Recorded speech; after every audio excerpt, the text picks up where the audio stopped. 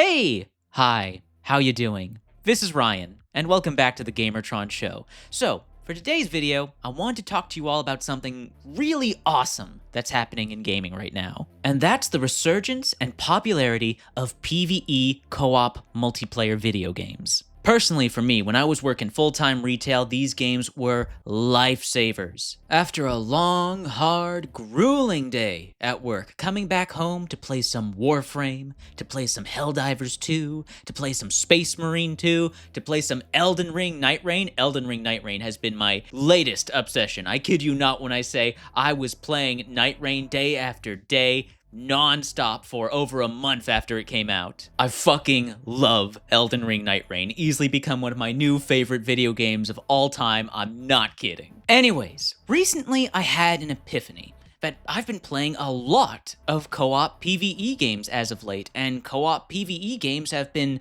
really popular the past couple of years. I got curious, so I started doing some research and fell down the rabbit hole, and it turns out my hunch was right on the money. Over the past few years, there has been a significant increase in the quantity, success, and overall popularity of PvE co-op multiplayer games. Because let me tell you, in the 20-teens in particular, we were starving for PvE co-op multiplayer games. We got tons of single-player games, tons of PvP multiplayer games. Those were coming out in droves every single year. With the big dogs, the mainstream titles that everyone's played and everyone knows about, League of Legends, Dota 2, Counter-Strike, Overwatch, Fortnite, PlayerUnknown's Battlegrounds, Call of Duty. Of course, there's Call of Duty. Call of Duty every single fucking year. But that's not to say there were zero popular or mainstream co-op multiplayer games.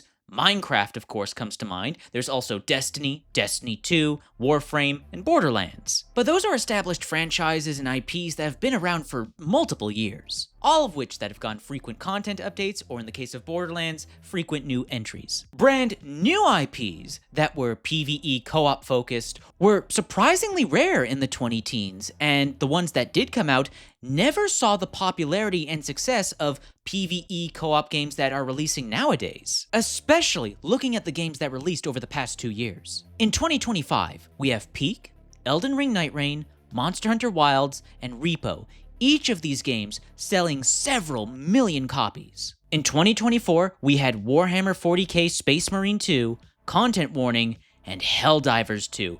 Each of these games selling millions, and Helldivers 2 in particular having an unprecedented, massive concurrent player base. Hundreds of thousands of people were playing Helldivers 2 every day for months after it released. For a PvE co-op game? Unprecedented. Before Helldivers 2, we only saw those kinds of player numbers with PvP multiplayer games. Then there's 2023. We saw Ready or Not sell several millions. We saw Remnant 2 surpass the popularity and sales numbers of its predecessor, the first Remnant. And then we have Lethal Company, which blew up and took the internet by storm and sold over 10 million copies. I think it's safe to say there's an obvious hunger for PvE co-op multiplayer video games nowadays. But what fascinates me is, was this hunger always there, and game companies, game developers, and publishers just weren't making games for this uncatered to audience? Or was there a change in buyer habits, culture, and interest? Now, I don't have enough hard data or evidence to make a definitive claim. I have an opinion, I have a perspective, and that's that the former I believe to be true. You look at old classics like Left 4 Dead 2, which is still popular and played to this day. You look at the GOATs, the absolute GOATs that were released in 2020, Risk of Rain 2 and Deep Rock Galactic, still popular, played by several thousands of people, still have vibrant, active communities. Hell, I'd go as far to argue that one of the primary factors that kept Destiny 2 alive despite its myriad of issues is that it was one of the few online co-op PvE experiences that was getting consistent content updates. Month after month, year after year, Destiny 2 kept getting new campaigns that you could play in co-op with friends, new co-op focused missions, new dungeons and raids. I know that's one of the reasons I stuck around and kept playing Destiny 2 for years and years and years. Destiny 2 was just providing that consistent PvE content that I wanted, with its seasonal activities, co-op focused missions, the dungeons and the raids, of course. Hell, I think the lasting popularity of the Borderlands franchise is a testament to the demand for PvE content,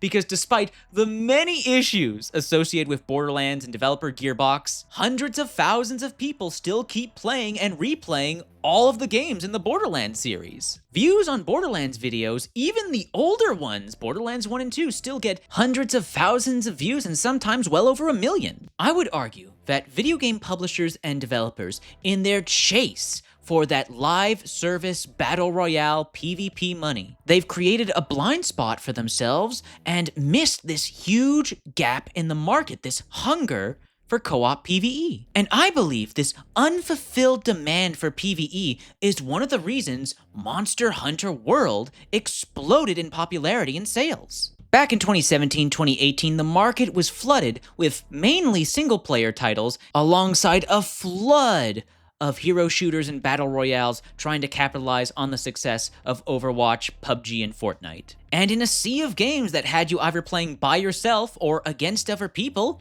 there was Monster Hunter World that had you playing alongside others, playing together with your friends. And now look at the success of the Monster Hunter franchise today. Before, it was only mainstream in Japan and niche everywhere else, and now Monster Hunter is mainstream worldwide. But of course, it's not just AAA PvE co-op video games that are seeing success. We are seeing several indie breakout hits. Peak, R.E.P.O, and Lethal Company, of course, come to mind. Personally, I feel like we've entered a very healthy and very nice equilibrium in terms of different types of video games between single-player, co-op multiplayer, and PvP multiplayer.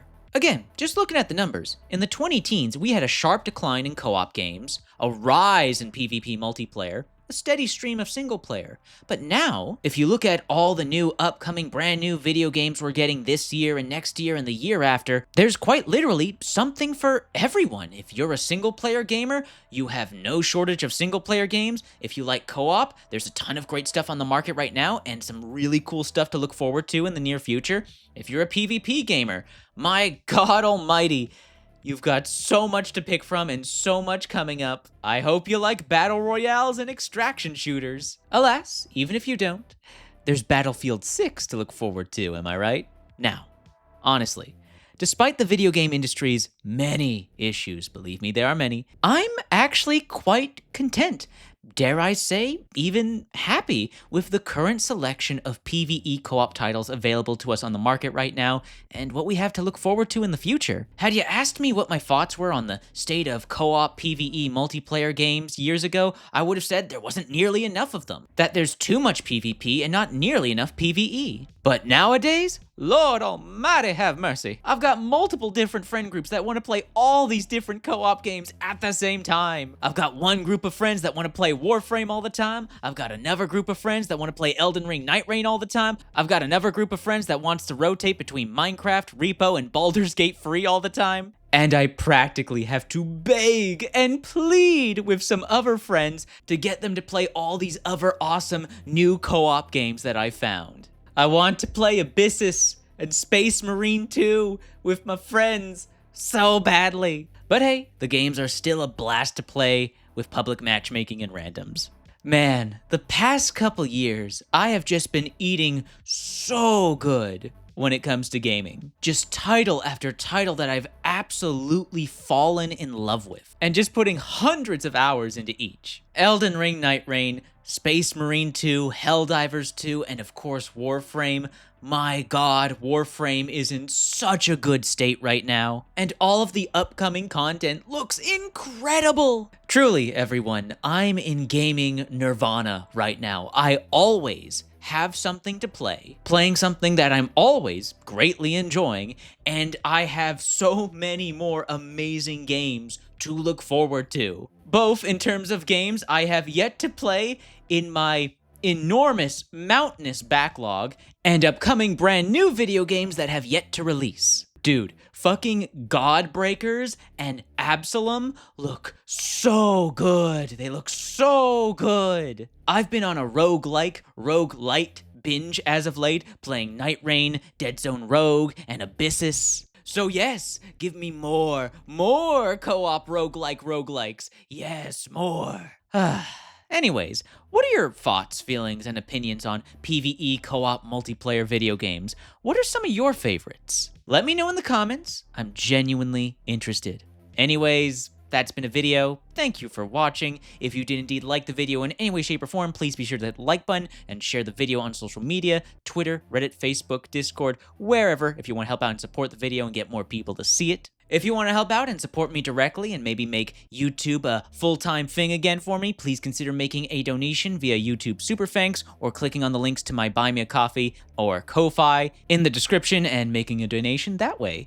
Anyways, once again, that's been a video. Thank you for watching, and I'll see you all later.